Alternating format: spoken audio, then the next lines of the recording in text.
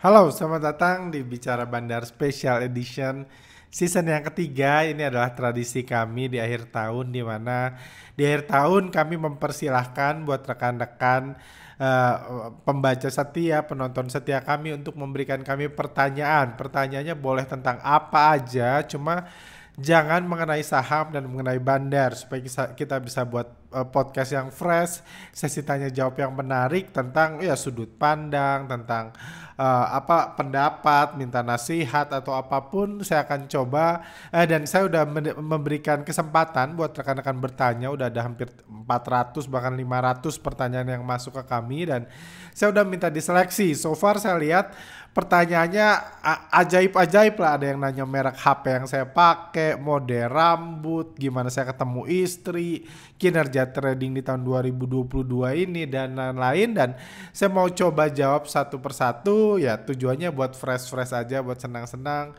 Bagi yang penasaran mudah-mudahan bisa terjawab, atau yang mudah-mudahan juga bisa menginspirasi, atau ya at least buat senang-senang aja sambil nunggu final Piala Dunia nanti. Seperti itu. Jadi mari kita mulai. Kebebasan bandar dan hukum tertinggi, kita mungkin bisa nggak suka, cuma ya kita nggak punya suara apa-apa, karena memang bursa ini sepenuhnya dikendalikan oleh bandar. Oke, sebelum saya mulai, sebelumnya saya mau minta maaf dulu. Jadi saya lagi sakit, beberapa seminggu terakhir saya lagi sakit. Saya sempat demam, batuk-batuk dan flu. Jadi mungkin saya nggak akan fit 100%, dan ada kemungkinan, besar kemungkinan malah saya akan batuk-batuk di tengah podcast nanti. Karena melihat jadwal saya, kalau saya nunggu nanti kelamaan kalau saya harus nunggu sembuh dulu. Jadi saya memaksakan untuk buat podcast ini karena melihat teman-teman yang memberikan pertanyaan juga semangat banget. Jadi saya mohon maaf dulu kalau saya mungkin akan terhenti batuk-batuk di tengah ini, karena memang batuk itu ke-trigger kalau lagi saya ngomong, dan saya akan ngomong mungkin selama 45 menit sampai 1 jam ke depan. Jadi mohon maaf. Oh ya, satu lagi, kami menjanjikan untuk memberikan hadiah satu free workshop di tahun 2023 buat mereka yang pertanyaan terpilih. Cuma karena begitu banyaknya pertanyaan yang masuk, kami memutuskan untuk buat 2 part special edition ini, karena pertanyaannya begitu banyak, pertanyaan bagus yang nggak mungkin terjawab dalam satu episode. Jadi kami akan bagi 2 episode, dan di episode kedua nanti kami akan memilih dua pemenang akan mendapatkan free workshop. Jadi bukan cuma satu tapi 2, tapi akan diumumkan di episode kedua nanti. Seperti itu, dan akan diundi dari pertanyaan-pertanyaan yang dijawab dalam podcast kali ini dan podcast yang akan datang nanti, special edition part 1 dan part 2. Seperti itu. Oke, langsung aja kita jawab pertanyaan. Ceritain biografi Pak Arga sendiri dong, Pak, sampai bisa sukses di titik ini. Oke, dari mana saya start? Saya lahir di Jakarta, terus tinggal di Bandung.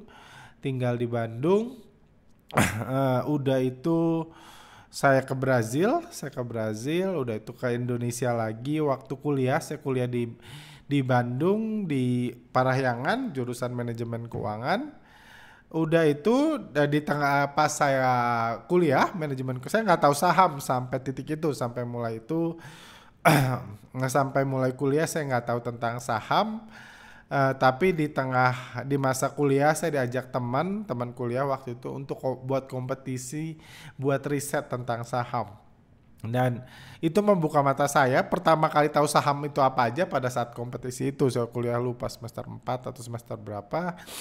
Dan saya kayak menemukan ini kayak menemukan masa depan, karena sampai saya kuliah waktu itu pun saya nggak tahu saya mau ngapain ke depannya. Karena cita-cita saya sih sebenarnya pengen jadi pelatih tim sepak bola. Waktu itu saya hobi main football manager. Wah, hidup saya nggak pernah jauh dari sepak bola, nonton bola dan lain-lain seperti itu. Ya, ketika ketemu saham saya ngeliat, wah ini masa depan yang lebih memungkinkan nih daripada jadi kalau di Brazil mungkin masih oke lah saya hidup berkaitan dengan sepak bola. Kalau di Indonesia saya nggak lihat masa depannya. Akhirnya saya ini saham. Akhirnya saya mutusin untuk buka akun saham. Waktu itu modal totalnya itu 15 juta, bukan karena saya punya uang 15 juta waktu itu barengan, modal barengan, cuma karena dulu buka akun itu harus 15 juta minimal. Kayak gitu ya, mulai jatuh bangun, akhirnya ya saya suka ini, dan saya sangat penasaran dengan apa itu bandar pada saat itu di awal-awal, karena dulu ini mundur 2008 2009 lalu ya. Bandarmologi itu cuma mitos gitu, cuma mitos ya. Ya ilmu yang dirahasiakan lah. Kalau sekarang kan ditabukan, dulu dirahasiakan atau orang nggak kepikiran aja. Kayak gitu, lucu. Jadi dulu itu kalau Anda belajar, Anda baca bukunya itu nggak jauh tentang analisa teknikal, analisa fundamental. Kayak gitu, nggak jauh lah Anda kuliah gitu, belajar gitu, ikut seminar, semuanya yang saya ikutin nggak jauh dari baca laporan keuangan, buat harga wajar, tarik-tarik garis, ngehafal nama candlestick, buat indikator, backtesting, semua workshop yang saya ikuti nggak jauh dari itu. Tapi lucunya, dulu itu 2008-2009 lalu itu belum ada zaman Facebook ya. Belum ada zaman Facebook, apalagi Instagram, Telegram, WhatsApp itu belum ada semua. Jadi kalau ada forum online, jadi dulu itu saya harus masuk forum online. Kenapa? Karena saya tinggal di Bandung, sementara trader umumnya di Jakarta kan. Jadi masuk forum online itu berupa mailing list. Anak-anak Gen Z mungkin nggak tahu itu mailing list, cuman yang udah seumuran saya lebih tahu mailing list itu orang balas-balasan ngobrol pakai email di satu grup email. Mailing list, nama mailing listnya aja obrolan bandar. Yang itulah obrolan bandar. Jadi lucu ya. Jadi kalau Anda ngomong teori itu bahas teknikal, tarik-tarik garis, dan fundamental, baca laporan keuangan. Tapi kalau Anda ngomong para pelaku pasar, orang yang trading, yang nulis buku kan belum tentu trading. Tapi ngomong yang trading, yang ngomong itu mereka nggak bahas tentang bandar. Apa itu bandar, siapa itu bandar, bandarnya nggak ada tenaga, bandarnya kejam, bandarnya banyak duit, dibanting bandar, digoreng bandar, dijatuhin bandar, apapun semuanya nggak jauh dari bandar. Nama milisnya pun obrolan bandar. Jadi itu pertama kali yang membuat saya kok ada gap yang sangat besar antara teori dan realita. Realita itu all about bandar pada saat itu ya, 2008-2009, karena yang ngomong di situ trader. Orang di situ tukar-tukar informasi, tukar analisa, itu trader. Bukan buku yang ditaruh di pajangan di Gramedia dulu. Di Gramedia dulu saya nggak tahu siapa yang nulis kayak gitu kan. Jadi saya ngeliat ada gap, dan saya belajar kemanapun nggak pernah ketemu tuh belajar. Saya punya buku teknikal sampai 400-500 lembar, bahasa Inggris semua, dibaca dari halaman pertama sampai halaman terakhir nggak ada kata bandar. Jadi saya penasaran apa itu bandar dan lain-lain. Wah panjang sih kalau saya cerita, nanti podcastnya habis itu semua. Singkat cerita, suatu saat saya pernah ikut gathering yang salah satu pembicara yang dipilih adalah mantan bandar. Dia cerita itu jadi puzzle pertama saya tentang bandarmologi. Dan saya terus riset, belajar, ngobrol sama orang-orang lama dan lain-lain. Sampai akhirnya saya membentuk satu konsep, satu metode analisa bandarmologi. Analisa bandarmologi yang fokusnya membaca, ya bukan baca candlestick, bukan baca laporan keuangan, baca transaksi. Karena untuk menggoreng harga atau menjatuhkan harga, pasti ada transaksi, itu yang pasti. Saham nggak harus bagus perusahaannya, kalau mau digoreng nggak harus. Mau busuk, mau bagus, bisa digoreng dua-dua. Mau besar, mau kecil, semua bisa digoreng. Tapi untuk menggoreng yang harus itu, bandarnya harus beli, harus jual, harus oper-operan, itu harus. Jadi fokusnya analisa transaksi. Kami fokus itu, saya terus. Saya setelah lulus kuliah saya langsung jadi full time trader. Jatuh bangun full time trader. Baru di tahun keempat kelima setelah jadi full time trader baru saya mutusin untuk untuk buat bangun CTS. Alasannya simpel, dulu saya alergi, dulu saya tipe orang yang nyinyir gitu, lu trader atau trainer. Tapi mungkin di podcast selanjutnya lah ya. Tapi ada satu pertemuan saya dengan salah satu trader hebat yang membuka saya tentang pentingnya punya double source of income lah simpelnya. Even Anda trader hebat sekalipun itu sangat penting. Jadi Ya sebenarnya tujuan saya bukan cari income sih di awal-awal bangun CTS. Tujuan saya menyalurkan hobi karena saya suka nulis, saya suka ngajar. Dan saya merasa setelah 4-5 tahun jadi full time trader itu lonely banget hidupnya. Lama-lama boring, lama-lama bosan. Mungkin kalau Anda di tahun pertama Anda happy, cuma lama-lama bosan kayak gitu. Dan saya ketemu banyak banget kok full time trader yang ujungnya awalnya dia kerja kantoran, jadi full time trader udah itu kerja lagi. Atau hampir semua full time trader yang saya temui sekarang atau orang yang mengakunya full time trader yang kelihatan aja ya hampir semua punya kerjaan sampingan, either jadi influencer, jadi pom-pomers bandar, buat kelas sana sini, jadi nasabah, bukan apa ya, marketing sekuritas dan lain-lain. Saya rasa hampir semua, bahkan semuanya ya, either punya buku, punya seminar, semuanya punya karena memang itu penting. Oke, sampai situ dulu aja ya, kepanjangan nanti. Udah berapa menit ini? Oh, saya belum batuk. 10 menit. Oke, lanjut pertanyaannya. Pak Arga, saya izin bertanya, kira-kira apa alasan terbesar Pak Arga mendirikan CTS dan mengedukasi masyarakat mengenai saham, terutama ilmu bandarmologi ini? Bukankah ilmu ini seharusnya dijaga demi kesehatan rantai makanan seperti Pak Arga selalu sebut di channel Telegram? Terima kasih. Apa ya?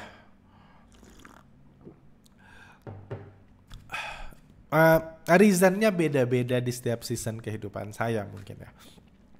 Di awal reasonnya itu karena memang saya boring, saya bosan trading tok jual beli akumulasi distribusi diguyur dibanting digoreng gitu.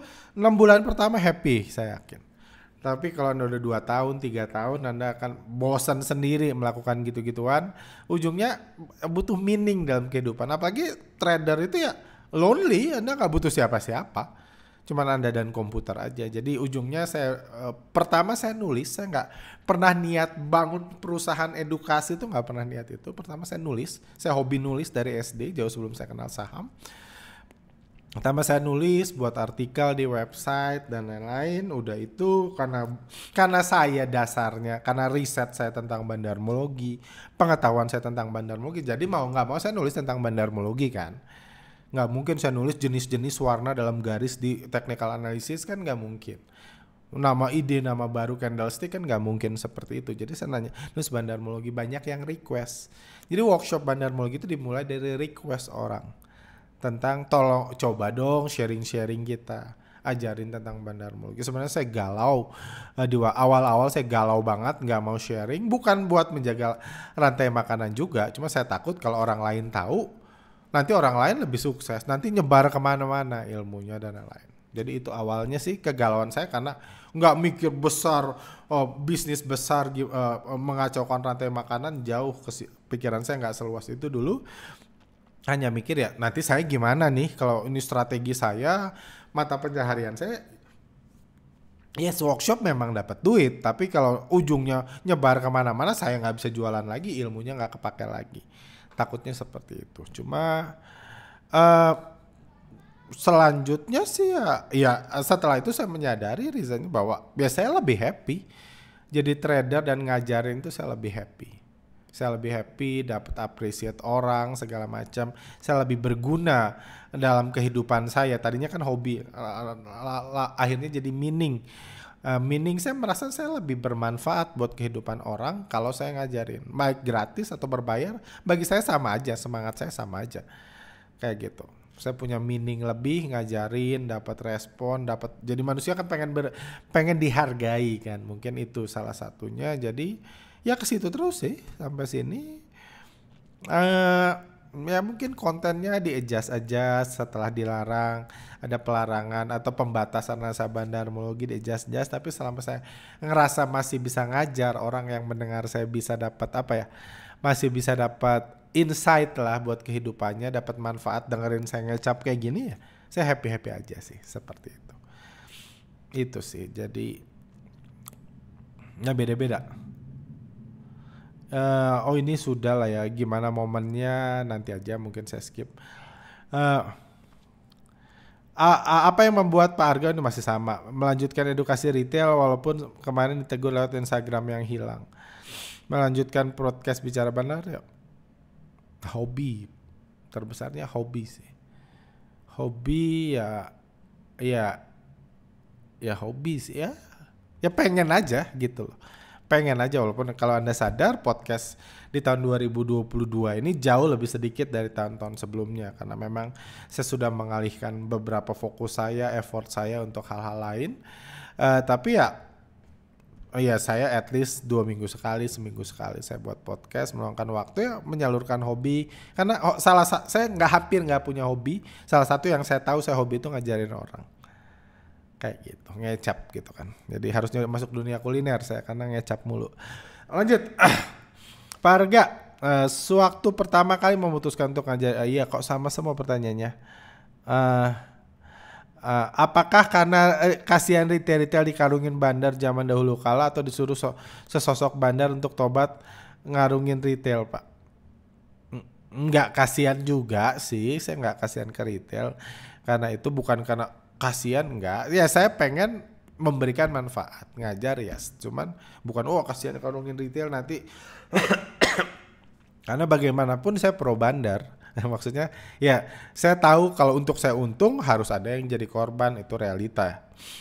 Saya nggak bisa merubah apa-apa. Saya pengen sih untung, semua orang untung. Tapi bursa saham kan kerjanya nggak seperti itu cara kerja bursa saham. Tapi bukan karena rasa kasihan, bukan. Tadi udah dijelasan. Kalau sosok bandar yang mau tobat ngarungin retail disuruh ya nggak disuruh sih. Cuman salah satu mentor saya, ilmu saya di awal itu dari mantan bandar yang saya nggak tahu, pokoknya dia berhenti aja. Gitu. Lanjut. Pak Arga, ceritakan pengalaman Bapak ketika tenggelam di pantai Bali dong. Ini disatuin ya. Untuk pengen dengar cerita Pak Arga di Bali kemarin Pak, kenapa dan bagaimana? Oke, bagi yang nggak tahu, bulan Juli lalu ya kalau nggak salah. Bulan Juli lalu saya liburan keluarga adik-adik saya. Tinggal nggak ada yang di Indonesia, adik dan orang tua saya tinggal di luar negeri semuanya ngumpul di Indonesia dan hampir sebulan saya libur dari CTS, saya cuti karena ya ngajak main kita kemana-mana, kita ke Medan, ke Danau Toba, ke Bali, di Bandung, di Jakarta, sama penuh banget lah. Itu 3 minggu yang sangat penuh itu. Dan terakhir itu kami di Bali waktu itu saya di pantai Seminyak ya kalau nggak salah ya, di pantai Seminyak. Ya lagi berenang simpel ya, mau main ombak. Saya bertiga, saya paling besar, adik saya yang paling kecil yang tinggal di UK ya, yang pada saat itu ya adik saya paling kecil lah, yang cewek, adik saya paling kecil itu, dan ponakan saya ponakan saya, anak adik saya yang kedua yang tinggal di Amerika. Anak paling besarnya ya umur berapa ya? Namanya Asher, 8 tahun lah ya, lupa lah saya. Pokoknya anak 8 tahun, adik saya yang paling kecil itu udah kuliah, dan saya. Berenang kami di pantai Seminyak. Niatnya berenang, bahkan saya bawa HP untuk foto-foto gitu aja. Saya bawa HP saya buat foto-foto di situ. Nggak ngerti kenapa sih kami nggak bawa bodyboard, nggak bawa papan selancar. Cuman untungnya ponakan saya itu, karena orang tuanya waktu itu nggak lagi di Bali, orang tuanya lagi di Sumba kalau nggak salah. Orang tuanya adik saya yang paling besar dan suaminya lagi ada di Sumba, jadi dititipin ke kami. Dan adik saya ngasih pesan, ngasih nasihat ya, syarat kalau mau main di pantai pakai safety pokoknya itu pelampung gitu loh, pelampung. Padahal dia pintar berenang, cuma dia pakai pelampung. Singkat cerita gitu ya, kami main sebenarnya misteri sih sampai sekarang. Jadi bahkan 2 hari setelahnya pun kami rekonstruksi, kami nggak sadar, tapi at one point kami sadar setelah main di pantai itu. Kami udah ada di titik di mana kan biasa kalau pantai kan memang ombaknya besar sih, cuma memang saya nggak punya rasa takut untuk hal-hal seperti itu, bahkan sampai sekarang pun saya rasa nggak.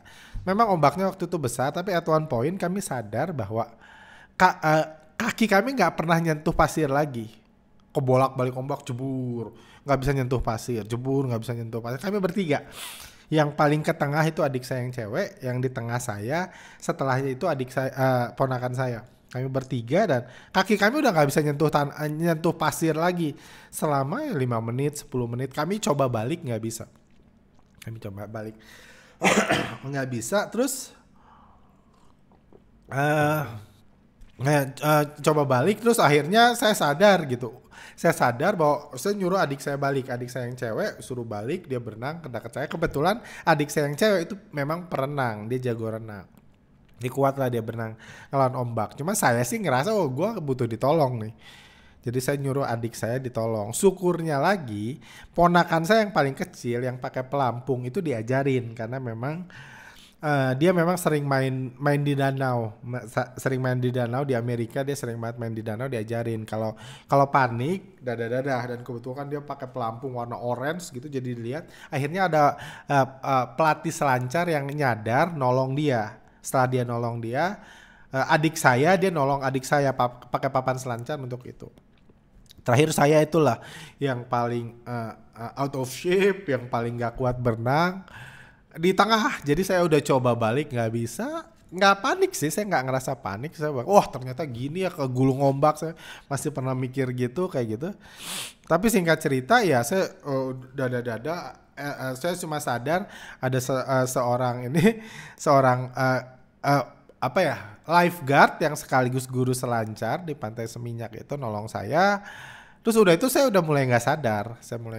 Jadi masih di tengah, saya mulai nggak sadar. Saya ingat masih sempat kebalik-balik ombak, keluar lagi. Akhirnya saya ingat orang kedua nolong saya, lifeguard lain nolong saya, nyamperin saya.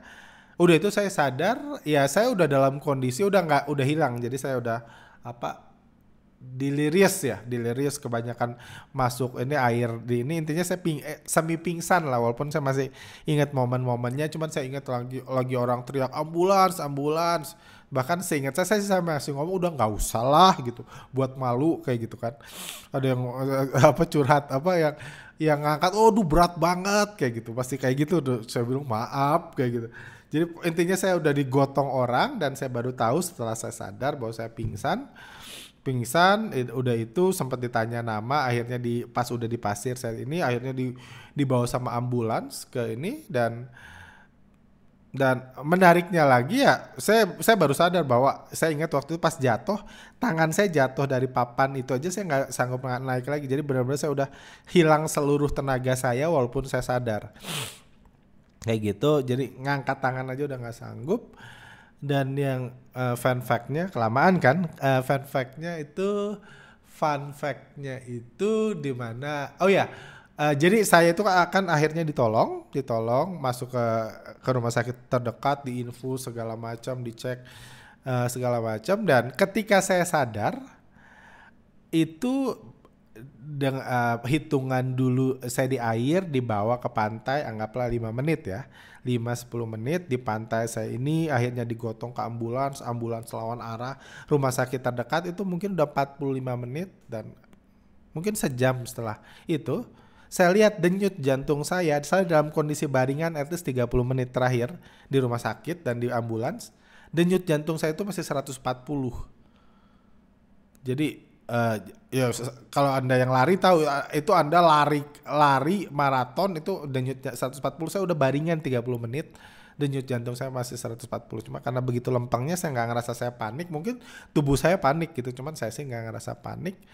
Dan singkat cerita ya udah itu ditolong, dicek, dokternya bilang nggak bisa di ronsen sekarang. Baru saya di ronsen after untuk ngecek ada air atau enggak di paru-paru saya. Udah sih gitu ya. Hari itu kalau saya nunduk air ngalir kayak keran di hidung saya gitu, karena banyak air laut di ini saya. Jadi kayak nunduk gitu, saya pernah ngambil baju di koper gitu kan, udah di hotel ngalir kayak gitu aja sih. Nggak seru sih memang ya, intinya hanyut lah, kena ya. Dan setelah 2 hari setelahnya kita rekonstruksi 3 korban itu, 2 hari setelahnya dan kami pun nggak pernah sadar, nggak pernah tahu. Dan lucunya lokasi kami hanyut itu jauh banget dari lokasi kami mulai berenang, jauh banget. Dan nggak seorang pun sadar udah sejauh itu kami bertiga. jauh banget gitu. Jadi istri saya lari dari titik saya mulai sampai ini dan istri saya bilang lari aja jauh banget gitu. Jadi kami nggak sadar dari titik itu, dan mistisnya katanya pada saat itu seminggu terakhir aja, 1 atau 2 minggu terakhir aja udah 4 atau 5 orang cowok, semuanya cowok meninggal di pantai yang hadap selatan di Bali kayak gitu. Bahkan dokternya bilang, waduh, saya udah semi ini deg-degan ngelihat, udah takut nggak ketolong lihat ada cowok lagi yang tenggelam gitu. Itu aja sih. Jadi saya kehilangan HP pada saat itu. Udah trauma. Kalau trauma saya belum pernah lagi sih. Setelah itu 2 hari setelahnya kami balik ke Seminyak lagi, say thank you ke lifeguard yang nolong kami, kenalan, foto gitu. Cuman istri saya ngelarang saya berenang ke tengah lagi pada hari itu. Masih agak pusing juga sih kayak gitu. Begitu, lanjut. Kelamaan nggak? Aduh Tuhan, 25 menit. Saya cepet deh. Penasaran cara tim atur waktu buat CTS bagaimana? Soalnya biasa pagi-pagi udah ada artikel, kemudian weekend selalu ada workshop. Enggak juga sih workshop, paling dalam 50 minggu paling 10-15 workshop ya. Itu kan berbagai workshop. Istirahat atau breaknya gimana? Apakah ada waktu? Malas banget tulis artikel kah atau gimana? Terima kasih. Enggak ada yang istimewa sih. Ya kalau malas nulis ya enggak nulis sih. Mungkin cari yang lebih spesifik ya. Saya nggak tahu ya. Biasa-biasa aja sih. Saya nggak ngerasa ada yang istimewa. Pak Harga punya jam kerja khusus nggak? Atau pernah nggak dimarahi gara-gara lembur, dimarahi istri?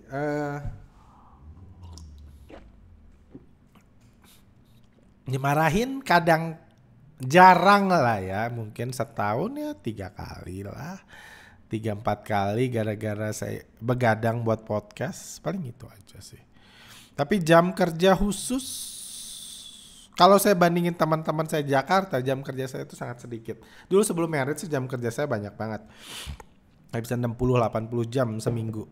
Cuma sekarang sih syarat istri saya biar sehat, biar panjang umur, itu salah satunya adalah tidur harus 8 jam. Jadi hampir setiap hari saya tidur 8 jam. Itu 2 jam lebih banyak pada mayoritas orang di ini kayak gitu. Jam 8 jam itu, kalau saya tidur jam 10 saya baru bangun jam 8, dan sering saya seperti itu. Saya baru bangun jam 8 pagi.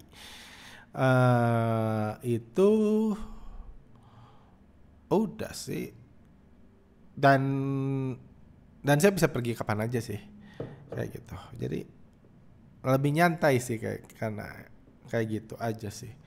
Cuma kadang-kadang itu sih jam 8 saya beres, pulang dari kantor bisa jam 7 malam. Kantor sama rumah saya sebelahan. Jadi saya jalan kaki selalu ke kantor. Kalau Pak Arga, lebih suka makan mie instan pakai nasi atau tidak? Mungkin saya udah 5-6 tahun gak pernah makan mie instan. Cuma kalau ditanya, lebih suka mie instannya aja lah. Kayak gitu.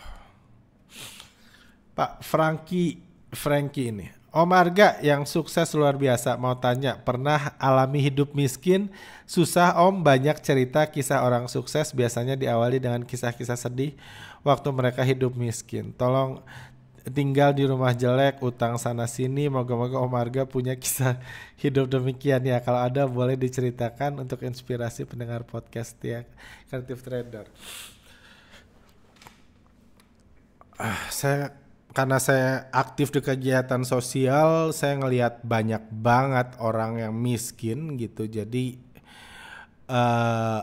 apa ya, menurut saya miskin tuh sampai jual anaknya sendiri dan lain-lain untuk makan. Jadi saya nggak merasa punya saya nggak pernah merasa punya berhak menyebut diri saya miskin, karena jauh banget dari level itu sih gitu ya, jauh banget dari level miskin seperti itu. Cuman ya pas-pasan ya, mepet, nggak punya uang di tabungan gitu, atau tabungan seadanya. Kalau nggak ada uang masuk minggu depan ya habis uangnya. Itu ada waktu itu kan saya tinggal di sini.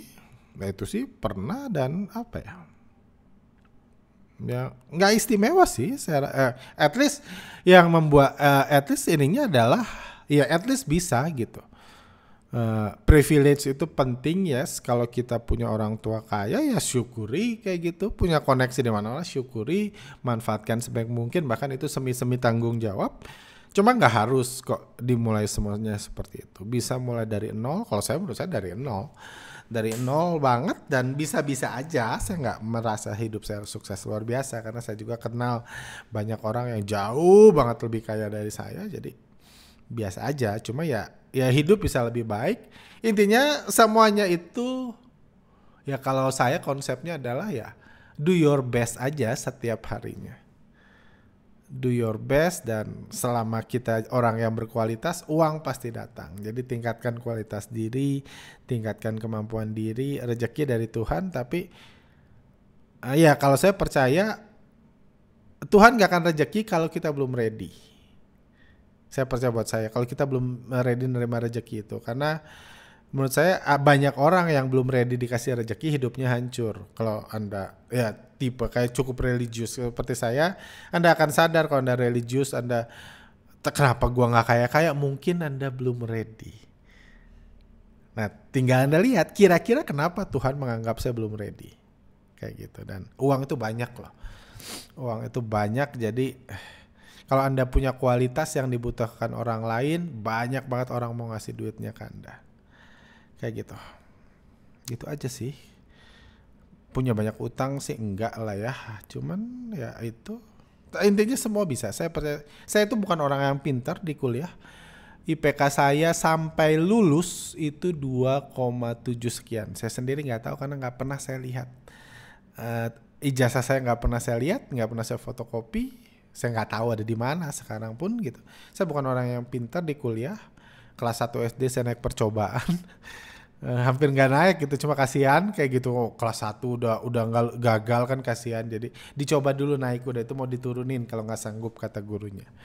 Itu lebih kejam sih, lama-lama dipikir untung kelas 2 gue perform lebih baik jadi bisa naik ke kelas 3. Jadi saya bukan orang yang pintar. Saya cuma bisa melakukan apa yang saya suka. Dan saya mati-matian di situ, gitu aja sih. Di bidang apa, di saham segala macam, saya nggak ngerasa beda. Mirip-mirip kok, prinsipnya semua mirip. Lanjut. Tim CTS pernah diajak liburan bareng nggak Pak? Kalau pernah liburannya kemana, atau dibayar CTS atau bayar sendiri-sendiri? Kita setiap tahun, kecuali tahun ini somehow banyak banget yang kejadian, jadi nggak pernah sempat kepikiran duduk meeting untuk mikir kita liburan kemana. Tapi sampai tahun lalu setiap tahun kita ada liburan bersama seluruh tim, ya pasti dibayarin CTS lah. Saya juga nggak mau bayar buat diri saya sendiri, dibayarin CTS, pasti dibayarin CTS. Pernah ke Bali, pernah kita hiking bareng ke di Jogja sana ya, di Solo, di Malang sana, kok lupa saya gunungnya, Merapi, pernah hiking bareng, pernah pas pandemik dekat aja di villa di Jawa Barat sini, saya lupa nah, entahlah situ. Maka setiap tahun harusnya kita libur bareng. Tahun ini pun saya agak nyesel, cuman sama penuh banget aja kitanya, jadi nggak pernah kepikiran itu. Mudah-mudahan tahun depan bisa keluar negeri. Itu cita-cita saya nggak kesampaian gara-gara pandemik. Sebelum trading kebiasaan apa yang Bapak Arga lakukan? Sekarang sih nggak ada ya. Nggak ada. Saya kayak pergi kerja aja, biasa banget. Nggak ada ini. Nggak ada ini ya, kerja udah trading, ada saham bagus beli, ini untung jual. Kadang-kadang stop loss, gitu aja sih. Nggak ada yang istimewa. Kalau dulu saya berdoa dulu. Sebelum trading, sebelum beli, ini kayak udah doa udah semi-semi kayak mantra gitu. Cuma semakin semakin ini enggak harus kayak gitu sih. Karena saya semakin percaya kalau memang sayanya ready, Tuhan saya nggak akan nunda-nunda ngasih rezeki. Kalau memang hidup saya dan hidup orang lain akan lebih baik kalau saya punya uang, Tuhan nggak akan ragu-ragu, nggak akan nunda-nunda untuk ngasih saya uang. kayak gitu. Jadi saya cuma fokus ya, at least kalau saya punya uang, hidup banyak orang jadi lebih baik. Supaya dikasih lagi uang. Dari mana uangnya terserah Tuhan sih. Mau profit, mau workshop, mau apapun terserah. Gitu sih. Jadi ya saya nggak inget sih kapan terakhir saya sebelum beli enter buy doa dulu gitu, udah nggak inget lagi. Dulu sih kayak saya kayak gitu, cuma sekarang saya nggak ngerasa. Ya doa saya sebelum itu kan intinya Tuhan juga tahu pengen saya cuan kan, ya nggak usah lah saya omongin terus setiap saya enter buy kayak gitu. Lanjut. Tapi umumnya ketika profit taking saya say thank you. Sorry. Saya say thank you ke Tuhan, gitu aja sih. Lanjut. Pak Arga. Berapa menit nih? 35 menit, masih ada waktu lah ya. Pak Arga, kalau prinsip trading yang baik adalah memilih saham dengan inflow yang bagus, big fund, lalu apakah istri Bapak menggunakan prinsip yang sama dalam memilih Bapak? Ceritakan kisah romantik Bapak dong, dalam suka dan duka khususnya dalam keuangan. Kisah romantik, suka dan duka khususnya dalam keuangan. Apa, siapa, kapan, mengapa, di mana, bagaimana Bapak bisa menemukan seorang yang setia menemani Bapak sampai sekarang. Terima kasih. Maaf bila ada salah kata. Aduh, menarik banget. Pertanyaan atas, apakah istri Bapak menggunakan prinsip yang sama dalam memilih Bapak? Big fun ya? Oh, saya rasa enggak ya. Karena kalau Anda lihat saya sehari-hari, jadi apalagi dulu ya, sekarang ada YouTube mungkin agak ngebantu ya. Dulu kan saya cuma penulis dan trading. Kayak gitu.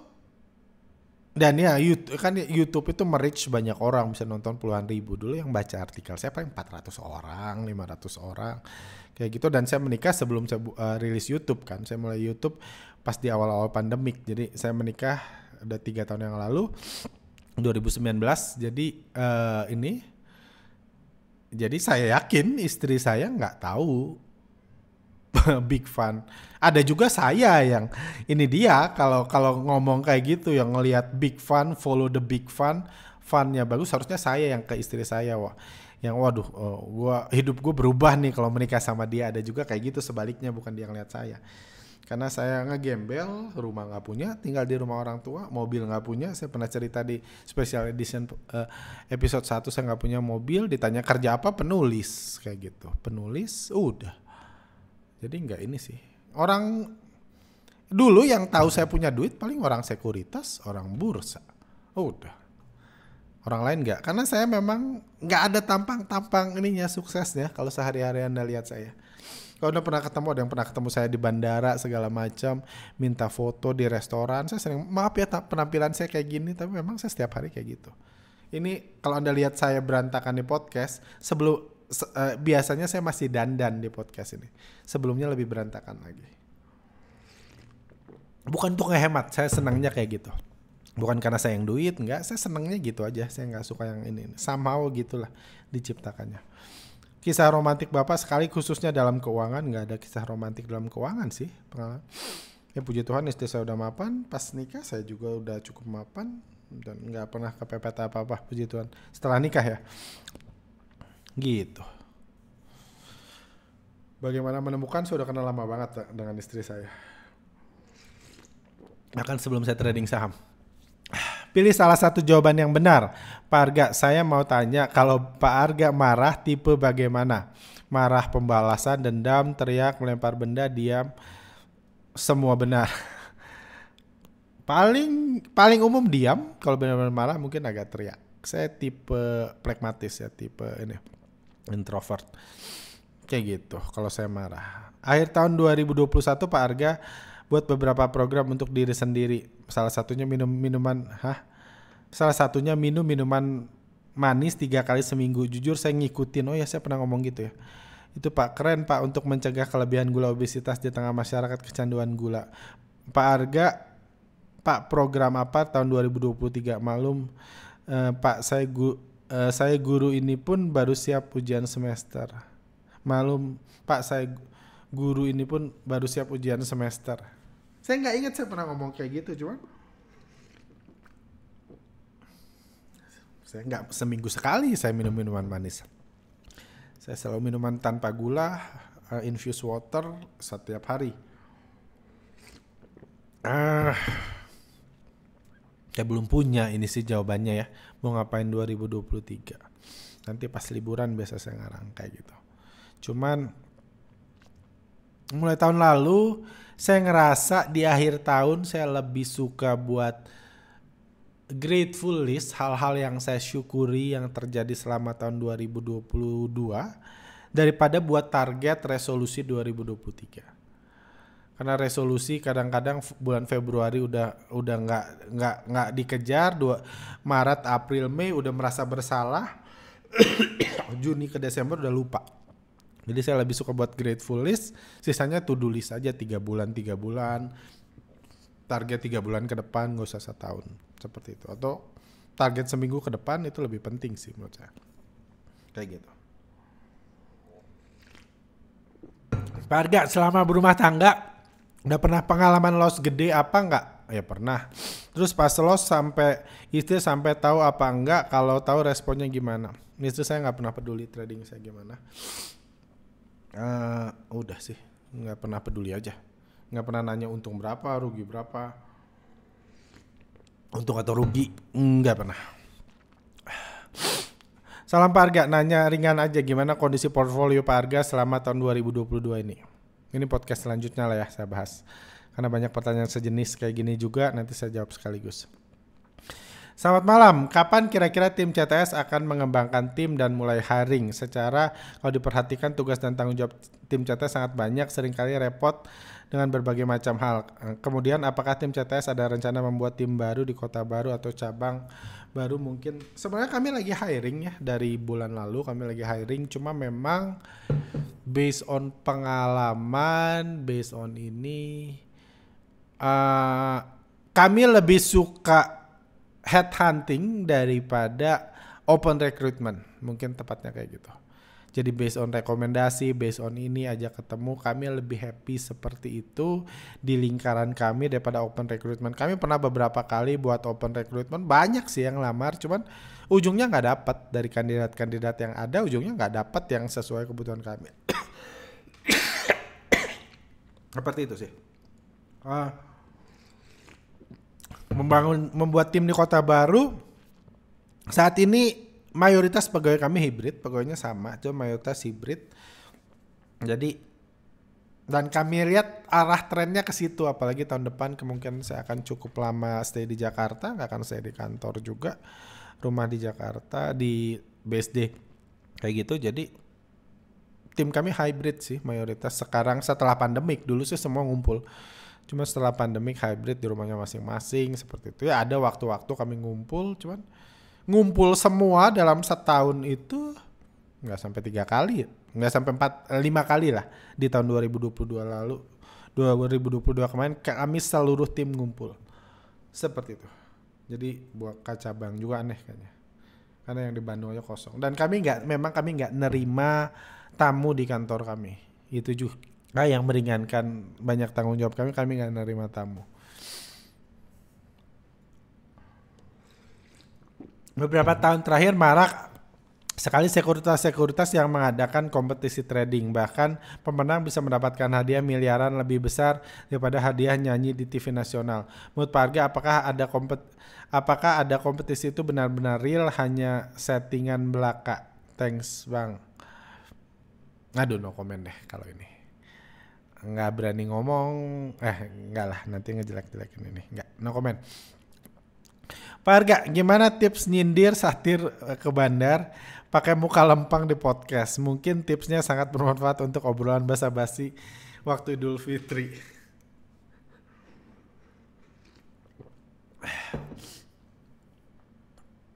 Jujur saya nggak tahu loh. Bahkan banyak yang bilang saya bisa jadi stand up comedy dan lain-lain. Saya mengetahui itu dari komentar di YouTube. Saya nggak tahu saya lucu. Ya saya suka ngebully orang sih gitu. Saya suka ngebully, itu hobi banget, itu passion banget mungkin. Ngajar dan ngebully itu memang saya suka. Cuma ya Biasa saya ngebully orang adik saya, ponakan, segala macam itu yang saya bully abis ya inilah. Atau kenalan lingkaran-lingkaran dekat lah. Saya suka ngebecandain orang itu memang dari kecil sih, nggak ada tips, nggak ada apa kayak Tuhan menciptakan saya untuk seperti itu kayak gitu. Cuman ada than that saya nggak tahu gimana caranya, mau ngajarin juga gimana dan lucu itu. Saya sendiri bingung ya kenapa saya disebut lucu kayak gitu. Jadi banyak yang natural, lebih banyak naturalnya sih. Kayak gitu. Lanjut, Pak. Masih suka HP Xiaomi? Kapan Pak HP-nya lebih mahal dari Pak Gabe? Masa bos kalah mulu dari gagayaan sama anak buah? Mohon dijawab handphone daily driver Pak Arga dan Pak Gabe sekarang tipe apa? Terima kasih. Saya lupa waktu saya ngasih tahu HP saya podcast 2 tahun yang lalu ya, special edition tahun lalu ya. Tahun lalu saya pakai HP Xiaomi. 2 tahun lalu. Tahun ini kayaknya. Awal tahun ini memang HP saya udah agak lemot dan kebetulan saya ngerasa butuh punya 2 nomor, 2 HP. Jadi saya beli HP Xiaomi lagi. Beli HP Xiaomi lagi yang bagusan dikit, yang lebih baru. Kayak gitu. Beli HP Xiaomi lagi. Cuma itu HP Xiaomi yang baru itu baru dipakai 2 bulan lah paling banyak. Hanyut di Bali. Yang saya bilang itu hanyut. Hanyut di dasar laut bersama yang punyanya. Yang punyanya keluar cuma HP-nya gak selamat. Hanyut di Bali. Udah itu saya agak chaos waktu itu kan. Bayangin Anda liburan, saya semua transaksi saya bayar pakai HP. Dan HP saya hilang. Saya masih punya HP Xiaomi yang lama kan, saya masih pakai itu. Cuman ketika mau recover nomor inti saya ditawarin waktu itu. Ini ada paket beli murah, paket bundling bla bla bla. Ditawarinnya Samsung. Ditawarin Samsung, ada Samsung yang mahal yang ini. Wah ini yang harga spesial, saya pilih yang harga spesial. Samsung yang apa? Saya bukan orang HP sih ya. Bukan yang termahal lah, bukan yang ultra segala macam, yang Galaxy apa gitu loh, yang S yang versi murahnya mungkin S21 FE kalau nggak salah ya. Itu HP saya sekarang udah. Kalau Gabe pakai Galaxy S berapa juga lupa sih. Cuma yang memang dia yang premiumnya. Kalah mulu gagayan sama anak buah memang dari dulu kalah. Ngapain harus berusaha menang selama masih jadi anak buah sih nggak apa-apa. Saya nggak peduli gitu kan, saya benar-benar nggak peduli. Lanjut. Pak Arga, mobilnya masih pakai Brio nggak? Dan sering cuci mobil? Masih. Itu edisi saya kapan saya cerita mobil Brio ketika dipaksa istri mau nikah harus punya mobil, jadi saya beli mobil Brio. Masih ada mobilnya, cuman saya nggak pakai mobil. Saya nggak suka pakai mobil. Kalau saya sama istri ke Jakarta ya pakai mobil yang lebih bagus, mobil istri. Kalau mobil Brio-nya diparkir, yang make Brio itu lebih banyak asisten saya, PA saya dan istri lebih banyak pakai, dicuci juga tanggung jawab dia yang nyuci. Udah. Itu aja sih.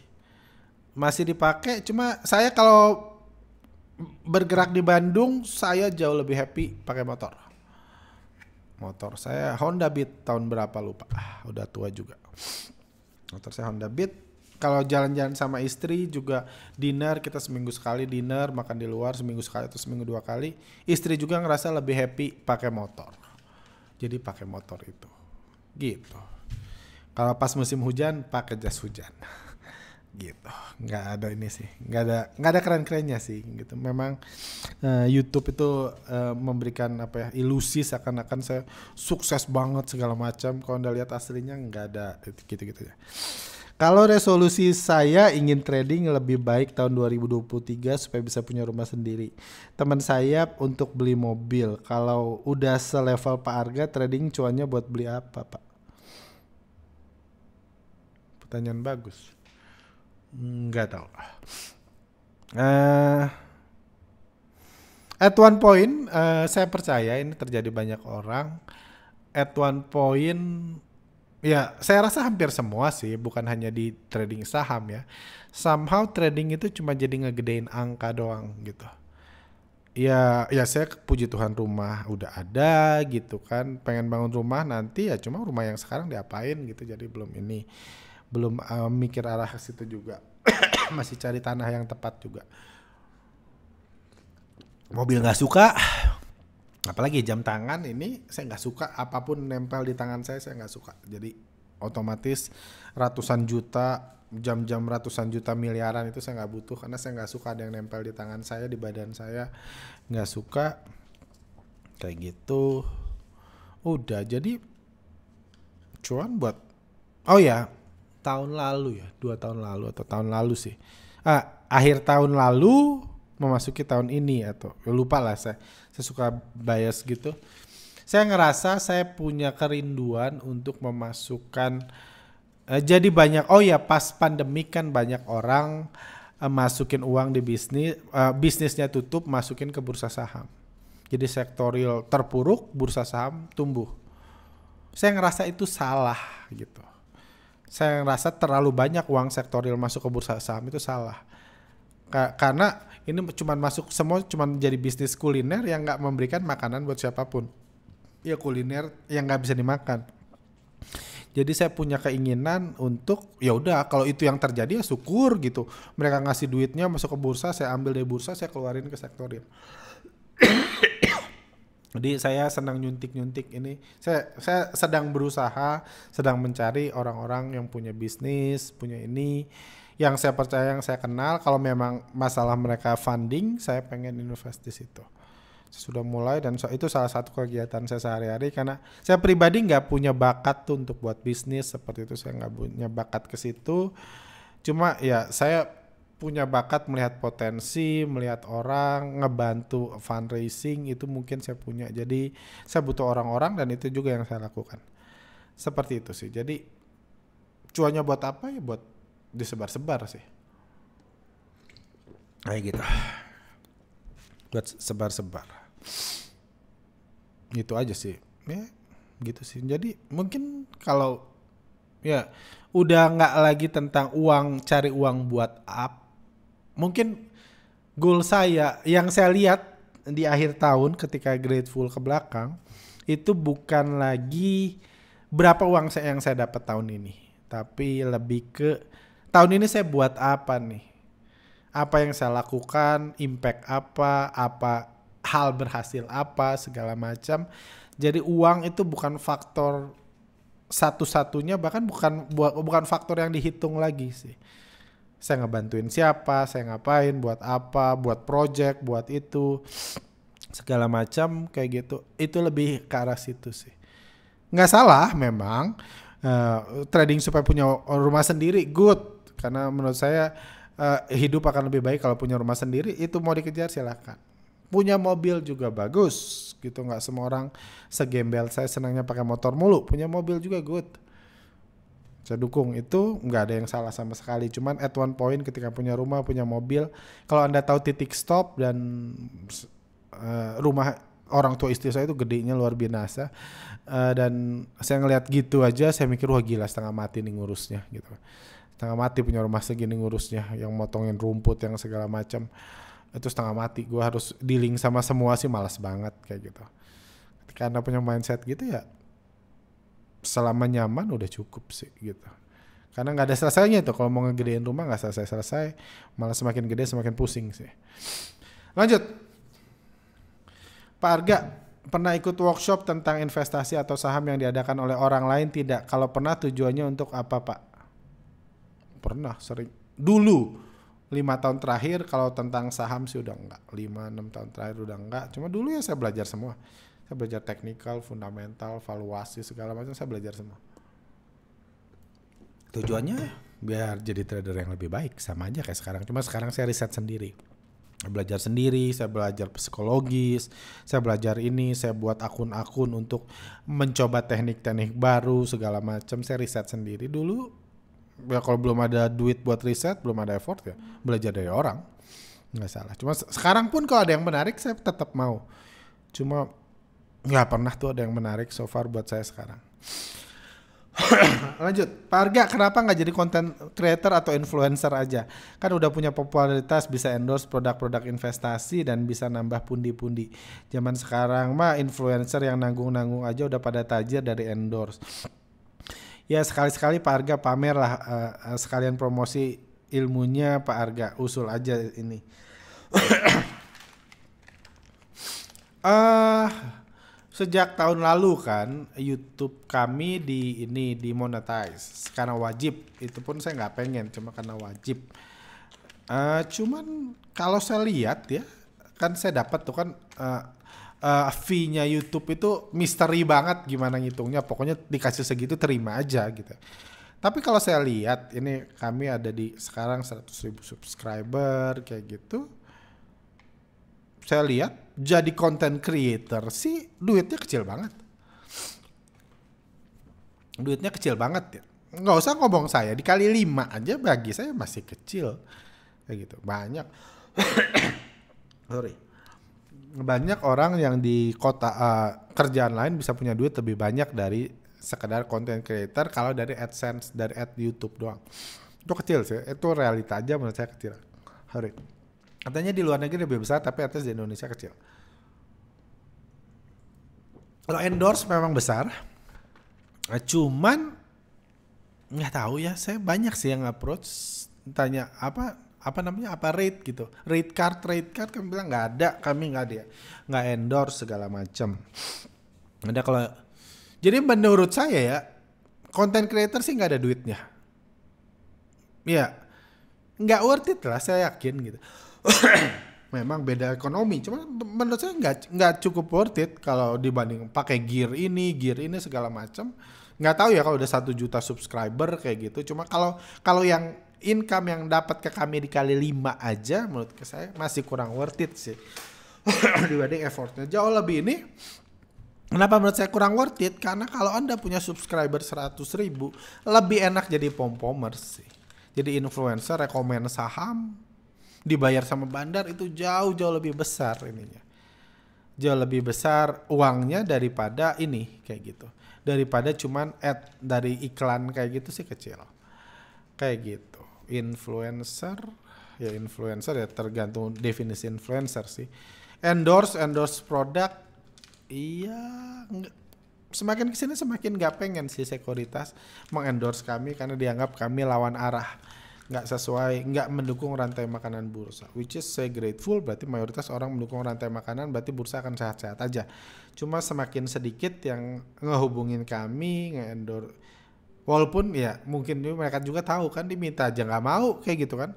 Kita nggak usah, it's okay, kita nggak ada endorse kayak gitu. Cuma kalau ada ini kadang-kadang masih ada yang lebih banyak ngubungin itu emiten, itu pun lebih banyak ditolak sama kami. Walaupun gimana bayarnya pun kalau misal minta pembahasan baru-baru ini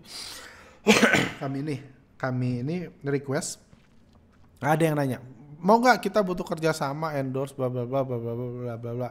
Keinginannya nggak parah-parah banget lah, bukan endorsean bandar karena dia mau ngeguyur, nggak kayak gitulah yang saya tangkap. Perusahaan gede, bandar lokal, salah satu yang market capnya terbesar, saham bandar lokal kayak gitu. Terus berapa fee lu? Saya bilang. Saya bilang kita nggak ada rate card sih, nggak ada ini fee. Cuman saya bilang ini kita punya project, kita mau bangun sekolah di pedalaman. Lu mau kontribut nggak? Kontributnya terserah berapa, kasih tahu aja. Kalau terima, kalau saya suka yuk kita kerjasama. Kalau enggak ya udah kayak gitu. Kalau enggak ya udah nggak usah ini kayak gitu. Terus akhirnya mereka ngasih angka, kaget juga. Oh gila niat nggak kayak gitu. Jadi itu ngasih angka. Oh akhirnya oke, kalau segitu mau kontributnya saya bilang saya netral ya, saya nggak dibayar, saya jamin uang itu buat pembangunan sekolah. Saya bilang saya netral, cuman ya at least saya tangkap tujuannya, podcastnya tujuan itu. Cuman let's say itu masih baru deal soal itu doang, belum bisa bahas lagi. Cuman ya gitu sih. Dan tajir iya sih, karena bagi saya sendiri nggak tahu uang mau saya apain. Saya memang aneh sih, maafkan. Pak Arga pernah disogok bandar supaya CTS diam? Udah ini sejam ya.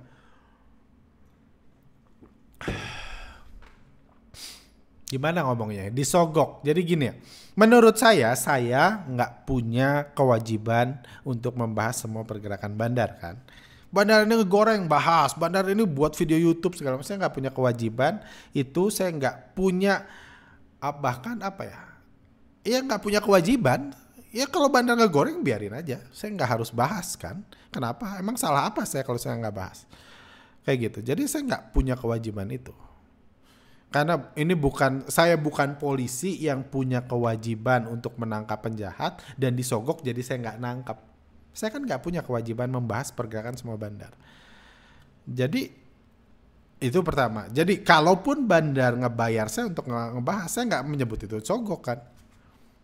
Cuman kalau bandar mau ngehancur, dia punya saham busuk, mau dijual ke retail, dan saya rekomen itu, saya bagus-bagusin di YouTube supaya orang beli, supaya bandarnya jualan. Menurut saya itu bukan sogokan juga. Cuma itu saya nggak terima. Yuk, gua mau ngarungin retail nih. Kalau video lu yang nonton 20.000, 5.000 aja yang nonton, 5.000 yang nonton, masing-masing 5.000 aja yang jadi beli, dikali 2 juta itu kan udah 10M. Seorang 2 juta itu udah 10M. Gue kasih deh lu 5%-nya. 5%-nya udah 500 juta. Kayak gitu. Itu. 5%-nya udah, jadi itu saya nggak mau. Kalau mau ngarungin. Cuma kalau diem ya nggak apa-apa. Nggak ini pun. Tergantung disogok itu apa, ajak makan atau apa. Berhubungan seperti itu sih. Jadi ya bahkan kadang-kadang ada yang nge-DM doang, tolong dong jangan bahas kayak gini. Kalau saya kenal orangnya deh oke, untuk jaga hubungan gak usah sogok-sogok, gak usah bayar-bayar. Karena saya gak ngerasa saya punya kewajiban untuk membahas pergerakan bandar di semua saham. Itu bukan kewajiban saya. Saya diam total 2 tahun pun saya gak ngerasa salah kan. Walaupun bandar ngegoreng saham di mana-mana, kenapa lu diam? Itu bukan kewajiban saya kan. Saya gak ngerasa seperti itu. Jadi saya nggak menyebut diam itu disogok karena itu bukan kewajiban saya. Seperti itu. Lanjut. Saya ingin bertanya, manakah yang memberikan profit lebih besar untuk Pak Arga antara menjadi trader atau trainer? Terima kasih. Waduh, pertanyaannya ngeri. Saya nggak bisa ngomong. Maksudnya beda tahun, beda momen akan beda kondisinya karena dua-dua bergejolak. Dua-dua naik turun. Misalnya tahun 2021 itu bursa lagi hot-hotnya.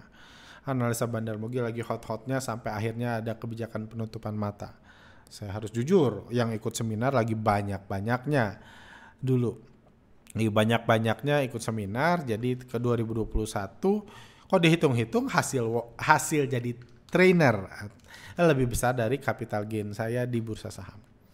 2021. Tapi 2022 ini bisnis workshop lagi sepi-sepinya kayak gitu, lagi sepi-sepinya, yang ikut workshop sedikit, yang ini itu gitu. Jadi kalau trainer kalau dibanding capital gain tahun 2022 walaupun belum tutup ya, cuma saya yakin capital gain 2022 jauh lebih besar daripada trainer. Tahun depan nggak tahu juga gimana ntar. Mudah-mudahan ya terserah sih, itu gimana Tuhan ngasih rezeki sih.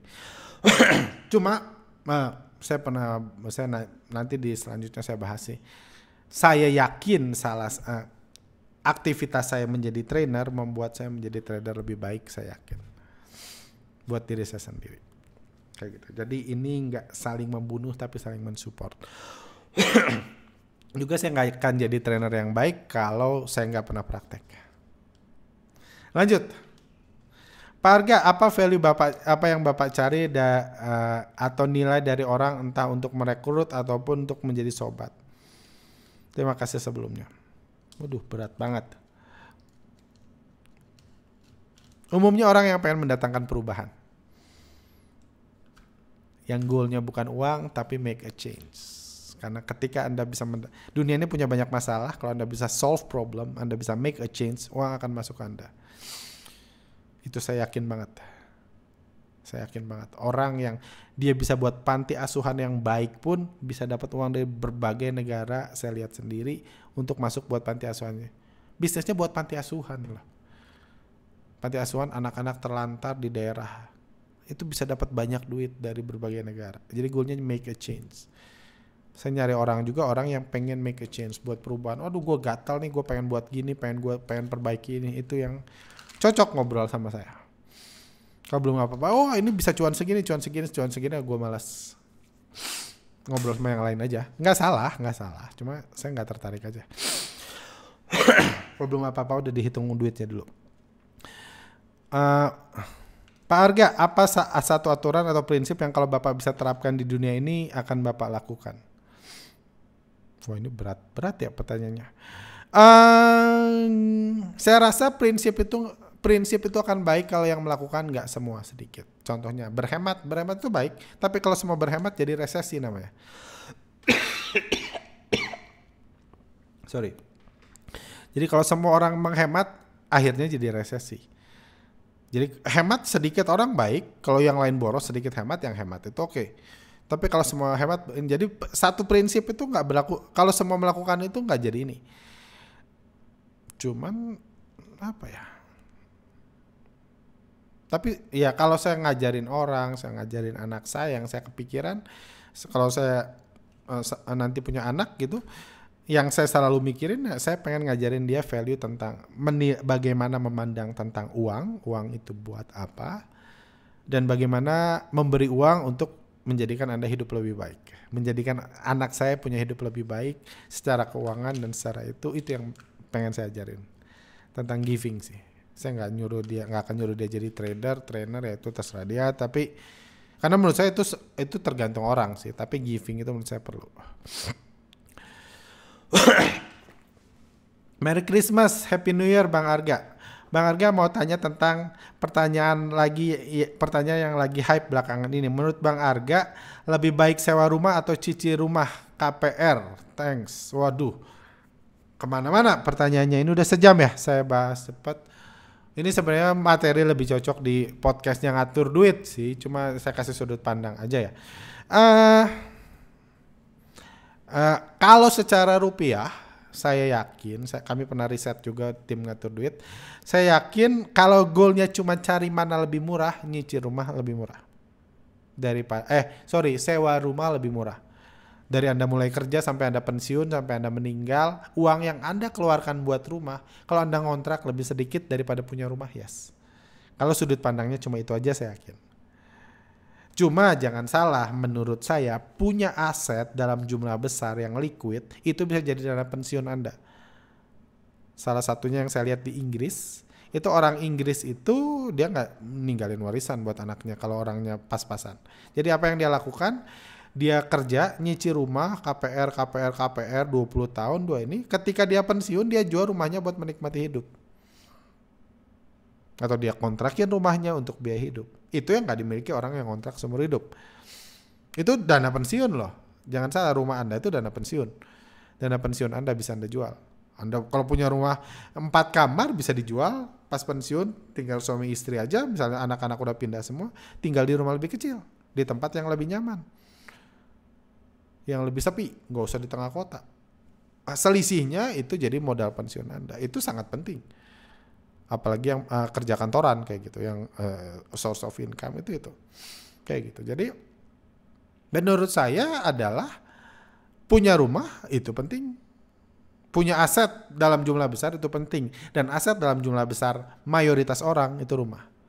Lebih susah orang punya tabungan miliaran di deposito, tetap seperti itu, punya saham itu daripada punya rumah. Paling mudah punya aset jangka panjang itu rumah, yang saya yakin semua orang bisa. Dipaksa bayar KPR jadi punya aset buat pensiun, menurut saya itu penting. Jadi menurut saya pertanyaannya lebih tepat adalah kapan waktu paling tepat beli rumah buat KPR. Menurut saya yang paling tepat setelah menikah, setelah mulai settle, setelah mulai tahu bakal tinggal di kota mana, tinggal di ini mana, tinggal dekat mana, mau cari rumah di mana, baru beli rumah. Setelah banyak hal itu jelas dan hidup Anda lebih stabil. Kalau masih muda, masih pindah-pindah kerja, setiap tahun pindah kerja, pindah lokasi, mendingan ngontrak aja. Seperti itu. Masih agresif, masih sangat ini, mendingan ngontrak aja. Itu lebih sesuai kebutuhan Anda. Nanti Anda punya rumah, tiba-tiba istri Anda kerjanya 50 km dari rumah, itu kan kasihan. Harus dipikir gimana jual di ini, ya kasihan lah. Lanjut, mungkin 2-3 pertanyaan lagi deh ya. Pak Arga, berubah mindset. Oh, ini saya skip dulu, panjang. Kenapa Bang Arga lebih memilih mengedukasi ketimbang jadi bandar? Karena goal saya itu is not about money. Jadi apapun ya, at least beberapa tahun terakhir, apapun kebijakan ini saya, goalnya bukan uang. Endingnya mungkin uang, mungkin saya dapat uang, mudah-mudahan itu. Cuman consideration saya nggak sampai situ. Pertimbangan saya adalah making a change, membuat perubahan, membuat sesuatu lebih baik, punya peran di dunia ini kayak gitu. Jadi di akhir tahun saya udah buat ini nih buat dunia, buat orang lain, orang sekitar. Kayak gitu. Itu yang saya kejar. Bahkan menjadi bandar pun karena saya tahu Indonesia butuh bandar yang baikan dikit lah gitu, yang lebih baik dikit kayak gitu. Saya rasa Indonesia butuh lebih bandar. Cuman dalam kondisi saat ini saya merasa dengan kemampuan saya sadar diri juga, saya lebih pas, saya akan lebih mendatangkan perubahan, lebih bermanfaat kalau saya mengedukasi retail daripada jadi bandar. Sesimpel itu sih. Karena saya nggak pertimbangan saya memutuskan itu nggak ini kira-kira kalau gue edukasi retail dapat berapa, jadi bandar dapat berapa di akhir tahun, keputusannya diakhiri dengan uang. Saya nggak pernah sampai level itu. Itu bukan pertimbangan saya. Pertanyaan, Pak Arga pernah nggak dikomplain dosen ekonomi karena Anda sering kritik baca menyindir dosen ekonomi yang sering mengajarkan hubungan fundamental perusahaan dengan harga saham? Nggak pernah sih, waktu saya kuliah dulu kan nggak pernah dikomplain dosen, ya belum tahu juga, nggak ada hubungannya. Sekarang pun nggak pernah. Cuman sampai 2 tahun lalu lah di awal-awal pandemik, saya pernah dengar, saya itu dikenal salah satu narsum yang paling murah di Indonesia. Karena setiap ada mahasiswa atau kampus yang ajak saya jadi ini, saya bilang berapa fee-nya terserah lu budget berapa, lu kasih tahu gua. Dan yang nggak dia tahu, dia kasih budget 1 juta aja saya terima gitu. Di luar kota 1 juta pun saya terima karena saya senang ngajar dan ngajar mahasiswa. Cuma sekarang meskipun saya nggak pernah naikin rate, nggak pernah diundang lagi di kampus. Begitu, beres deh. Pernah tidur nggak? Minimal istirahat deh. Soalnya tiap nonton YouTube atau TikTok kantong matanya tebal banget, kayak nggak tidur setahun. Saya tidur banyak, cuma sama ya tampangnya aja gitu kali ya. Terlepas dari pandangan Pak Arga mengenai bursa saham, saya juga mengagumi work ethic dan personality Pak Arga. Buat podcast sampai subuh-subuh buat mengedukasi. Pertanyaan saya, bagaimana Pak Arga membagi fokus dan waktu antara CTS, ngatur duit, usaha Bapak plus liburan bersama keluarga? Thanks. Aduh, ini panjang ya. Bagus sih pertanyaannya. Maaf ya, ini panjang. Gimana ya? Pertama mungkin dalam sih. Pertama mungkin saya itu di kantor itu hampir nggak punya tanggung jawab konstan. Tanggung jawab yang selalu itu punya saya itu hampir nggak ada. Dalam sehari-hari saya nggak punya, setiap hari harus kayak gini, itu hampir nggak ada. Jadi semuanya saya cukup impulsif. Saya mau ngerjain ini, yang konstan semua di cover orang lain. Bahkan nyuci mobil pun PA saya tanggung jawab saya. Itu urusan lo lah, nyuci mobil itu urusan lo. Beli ini. Jadi saya hampir nggak melakukan kegiatan yang konstan, saya dan istri sih tepatnya. Kita hampir nggak punya itu. Jadi saya nggak ini. Jadi saya tahu saya harus memanage semua yang saya punya. Rumah kayak gitu itu harus di-manage, bayar gaji segala macam. Cuma hampir semuanya automatically atau di cover orang. Itu pertama. Jadi saya punya waktu untuk saya tinggal bisa mutusin saya mau ngelakuin apa, saya tinggal lakuin. Saya rasa pasnya sekarang buat ini, saya pasnya buat ini, saya buat sebisa mungkin dan nggak keganggu hal-hal lain. Kayak gitu. Dan itu memang sangat terbantu dengan penutupan kode broker. Karena kode broker ditutup di sepanjang jam market, saya nggak, kan duit saya yang naik turun di goreng-goreng bandar itu kan. Cuma saya nggak ngerasa punya manfaat untuk harus ngejagain duit saya sepanjang hari. Karena dulu meskipun gak bermanfaat, kadang-kadang pengen ngeliat uang duit gua, ntar gua rugi gimana. Jadi gak nyaman melakukan yang lain. Itu satu. Jadi penutupan kode broker dan gak punya, jadi hal-hal yang rutin itu saya hampir gak ada di kantor. Gak ada yang rutin, jadi saya hidup bebas. Sampai kayak ini gitu. Saya punya jam kerja ini, cuma saya bebas ngelakuin apapun. Gitu, hampir urusan manajemen segala macam saya cuma meeting sebulan sekali, gimana beres ya udah terserah lo. Kayak gitu. Itu pertama sih, membagi fokus. Jadi ya fokusnya saya hanya fokus lagi ngerjain apa nih sekarang. Lagi ngerjain ini, lagi ngerjain itu, fokus saya. Nggak punya tanggung jawab di yang lain. Cuma ya ininya ya apa ya harus bayar orang untuk melakukan itu. Cuman ya saya yakin dulu pun saya nggak gitu, pelan-pelan saya ngerasa saya lebih produktif kalau saya dibiarkan bebas. Saya dibiarkan bebas gitu, jadi mau CTS, ngatur duit segala macam, ya saya lagi ngurus apa saya ngerjain itu, kayak gitu. Itu satu. Nah, liburan bersama keluarga, ya liburan itu ya keluarga bagi saya prioritas. Ya kalau waktunya keluarga datang di sini 3 minggu, sebulan, ya udah saya sebulan libur. Keputusan aja, karena saya nggak punya rutinitas yang mengikat, saya bisa libur. Cuma ya paling income turun segala macam kayak gitu, trading jadi nggak aktif, ya udah. Oh mungkin tambahannya saya sudah bisa nggak worry ninggalin kerjaan. Karena banyak orang nggak bisa ninggalin kerjaan karena takut kalau kerjaan gue tinggal sebulan, kacau balau bisnis gue, kacau balau ini gue, nggak akan ke cover lagi, duit nggak akan datang lagi, hidup gue jadi susah. Padahal dia jauh dari susah, dia kaya raya, cuma merasa itu mindset dia, merasa kalau gue ngelakuin ininya gini. Kayak udah di titik ya biarin aja gitu. Gue mau liburan nih sekarang, gue jual semua saham gue mau liburan, gue mau refresh. Gue percaya nanti ya kalau memang kualitas gue tetap sama, gue nggak trading sebulan, bulan depan gue tetap bisa cuan. Cuma bulan ini aja nggak cuan. Kenapa bulan ini nggak cuan? Karena gue liburan gitu. Itu aja gitu. Jadi belajar untuk nggak worry akan masa depan, nggak worry karena yang bilang keluarga, istri itu kayak bola kaca, kalau jatuh crash nggak bisa dibenerin. Kalau kerjaan itu kayak bola karet, udah jatuh bisa mantul lagi. Saya percaya kerjaan seperti itu. Akan selalu ada opportunity, akan selalu ada kesempatan ke depan. Nggak harus worry kayak gitu. Cuma saya pengen saya tetap up to date, menjaga kualitas. Ketika saya punya waktu kerja dan hal lain yang mungkin membantu ya. Saya belum punya anak, katanya anak take a lot of time. Saya belum punya anak sampai sekarang. Apa lagi ya? Itu sih, nggak worry belum. Itu aja sih. Dan saya hobi saya itu nyari duit, walaupun saya nggak tahu duitnya buat apa, dan ngajar. Jadi semua searah. Saya nggak suka main sepeda segala macam, nggak. ini udah pernah ini.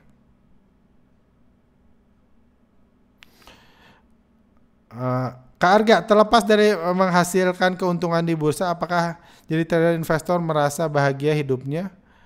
Apakah menjadi trader atau investor selama ini Pak Arga merasa bahagia hidupnya?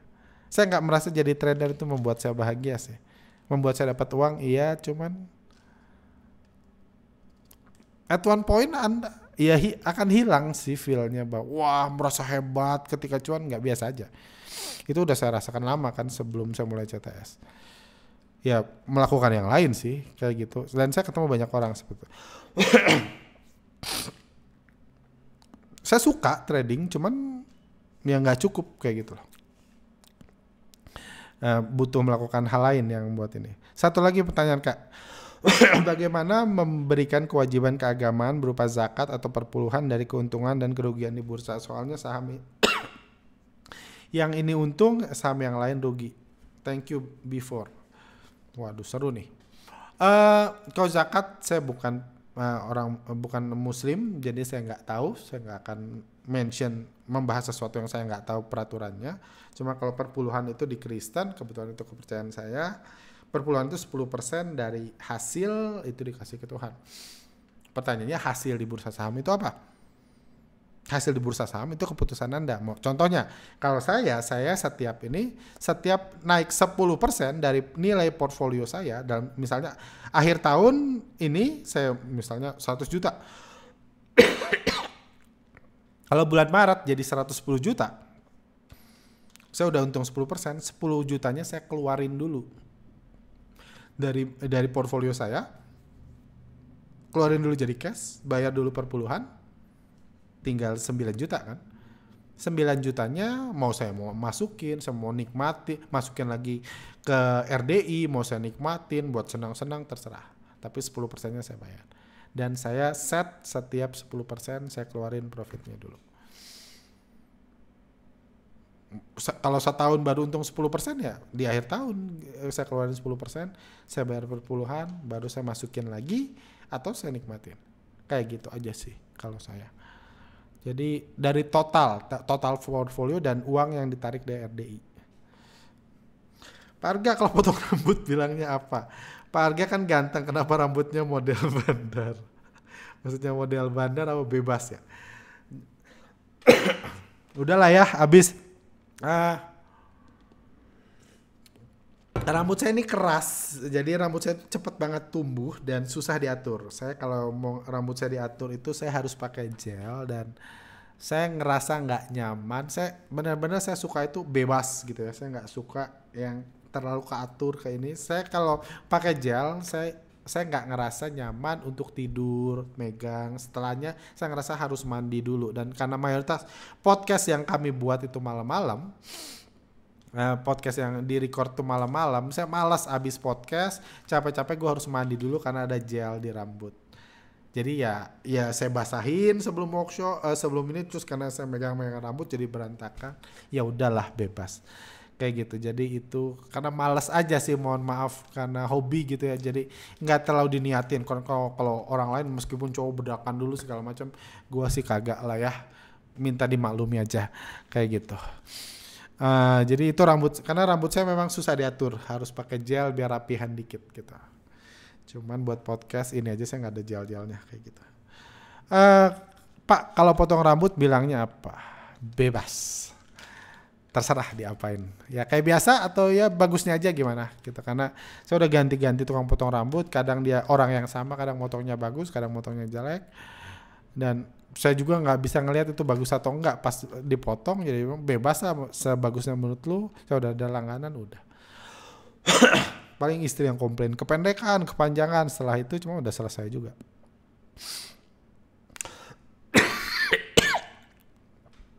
Oh ya, ini aja. Moga-moga podcastnya ditutup dengan kesan dan pencapaian 100.000 subscriber. Amin. Udah 100.000 ya, puji Tuhan. Kira-kira plakatnya bakal dipajang di mana? Saya nggak punya tempat majang plakat sih. Nggak tahu. Plakat yang saya dapat, saya udah punya beberapa plakat, penghargaan, ini ucapan terima kasih, semuanya ditaruh di gudang. Di gudang, udah sih. Nggak tahu sih kalau YouTube, mungkin di foto, udah itu taruh gudang lagi. Lanjut, terakhir. Ini final Piala Dunia. Saya dari tadi nunggu pertanyaan ini. Halo Pak Arga Jonathan Karo. Izin bertanya, kalau secara ilmu bandarmologi final Argentina versus Prancis, nanti juaranya siapa Pak? Terima kasih. Oke, ini pertanyaan terakhir aja menjelang final Piala Dunia nanti malam. Ya bagi yang nggak tahu, sebelum berkecimpung di saham, fokus utama saya itu sepak bola. Saya senang lihat strategi. Saya dulu itu belum ada zaman, kalau sekarang kan ada statistik, ada data statistiknya kan, tendangan ke gol segala macam. Dulu saya nyatat sendiri di kertas sambil nonton bola. Jadi se-freak itu saya tentang sepak bola dulu, tentang strategi, karena cita-cita juga jadi pelatih sepak bola kan. Kenapa jadi pelatih? Karena setelah saya ke Brazil, saya sadar saya nggak ada bakat untuk jadi pemain sepak bola dunia setelah ngeliat orang Brazil main bola. Dan sampai at least 2 Piala Dunia lalu masih banyak diteleponin orang yang mau judi bola, mau taruhan. Hanya menurut lu mana yang menang, pur segini, better pilih mana, itu masih ditanyain. Jadi dulu saya komentator dan analis sepak bola sebelum saya pindah ke saham. Oke. Dan terus analisa saya apa Argentina lawan Perancis? Saya di Piala Dunia saya pegang Brazil tentunya, cuma Brazil udah kalah secara menyedihkan dengan lawan Kroasia. Cuma meskipun saya pendukung Brazil, saya nggak against dengan Argentina, walaupun orang Brazil pada umumnya sih anti Argentina, saya nggak against. Cuma ini bukan menurut bandarmologi sih, menurut analisis kesepak bolaan versi saya yang ini, menurut saya secara tim Prancis lebih baik. Prancis jauh lebih baik, mereka punya merata bertahan dan menyerang dari belakang sampai depan. Pemain tengahnya Tchouaméni, Rabiot, waduh inilah ya, pokoknya pemain tengahnya itu bisa bertahan dan bisa nyerang. Menurut saya pemain tengah Argentina cuman bisa kerja keras doang untuk ngoper ke Messi dan Alvarez. Nggak bisa banyak surprise yang dikasih pemain tengah Argentina. Menurut saya kalau dari sisi superstar, menurut saya Mbappe nggak kalah dari Messi. Saat ini sama-sama pada pertandingan nanti malam, menurut saya Mbappe nggak lebih jelek dari Messi. Kalaupun Messi sedikit lebih baik, selisihnya tipis banget, bisa beda di setiap pertandingan. Itu satu. Jadi pemain lain, 10 pemain lain, Prancis lebih hebat. Kalau the best playernya seimbang atau beda-beda tipis. Jadi harusnya sih kalau saya lihat dari kemampuan Prancis lebih menang. Walaupun kalau tanya perasaan siapa yang saya anggap saya lebih berharap menang Argentina. Simply karena pencinta sepak bola, pengen Messi mengakhiri karir internasionalnya dengan menjadi juara dunia supaya lengkap nih setara dengan pemain terbaik lain yang juga pernah jadi juara dunia, supaya Cristiano Ronaldo nggak usah dianggap terbaik lah ya, dia kan nggak pernah kayak gitu. Itu satu, karena saya lebih pro ke Messi daripada Cristiano Ronaldo. Seperti itu sih. Jadi secara harapan, kalau dari secara perasaan saya lebih pengen Argentina yang menang. Tapi kalau secara teknik tim, menurut saya Perancis lebih kuat dari Argentina.